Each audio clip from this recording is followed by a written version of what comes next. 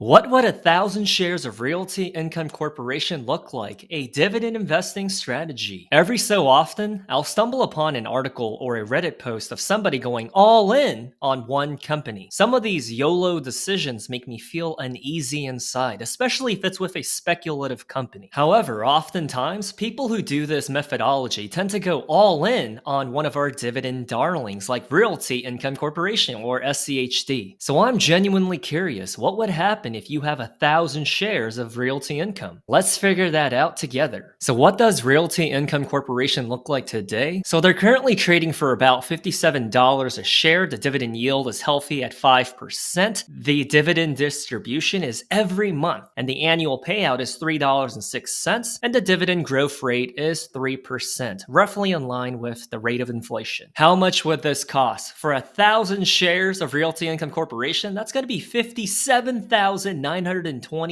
up front. My goodness, that's a lot of money. But hey, the dividend yield is 5% monthly payout. For $57,000, you can pre-order the Tesla Cybertruck. And on a side note, this is my unpopular opinion. I think Tesla is all hype. And I get it. The cars have a lot of tech inside, which is cool. But the build quality and durability is just absolute trash. This is one of those few times where the product itself is kind of mediocre, but the stock price is just rallying and is phenomenal in its performance. But I wouldn't want to drive a Tesla as my daily commute car. Personally, I'm a Honda, Toyota, or Hyundai kind of guy. That's just who I am. I prefer a reliable car that can just take me from point A to point B. I don't need all these bells and whistles. Some people like shaving their armpit hair, and others let it rage into a wild bush. It's all preference. So here are the assumptions that we are going to make and plug into the calculations and forecasts. We are going to predict that Realty Income Corporation is going to grow at 4% year over year, and the dividend payout is going to grow at 3% year over year, and those dividends are going to be reinvested into the portfolio in order to buy more shares of Realty Income Corporation. So let's go ahead and see what happens after 20 years with an initial 1,000 shares of Realty Income Corporation. So in the first year, the annual dividend payout is going to be $3,300. And to double the initial dividend payout, it's going to take another 10 years, at which it's going to pay $6,700 in dividends. And to double that, it's going to take another 10 years. And finally, at the end of 20 years, your dividend payout is going to be $14,000. The total return in this hypothetical portfolio is going to be 454%. Year over year, the annual return rate is going to be roughly 9%. And in the span of 20 years, the total dividend payments you're going to get is $140,000. But getting roughly $1,200 a month in dividends is like being on the payroll of another company. It seems too good to be true, and yet it is actually doable. If you don't like dividends, I guess you can strip and show the nipples on the weekends for some extra cash. As for me and my body, I think I will stick to dividends. Ain't nobody got to see these pepperoni nipples. So that's what the dividends look like over 20 years. But what about the portfolio valuation? Well, at the end of year one, the portfolio of 1,000 shares of Realty Income Corporation, it's going to be roughly $63,000. You fast forward 10 years and the valuation doubles to $139,000. You fast forward 5 more years, you're looking at $212,000. And at the end of 20 years, your portfolio is going to be worth $321,000.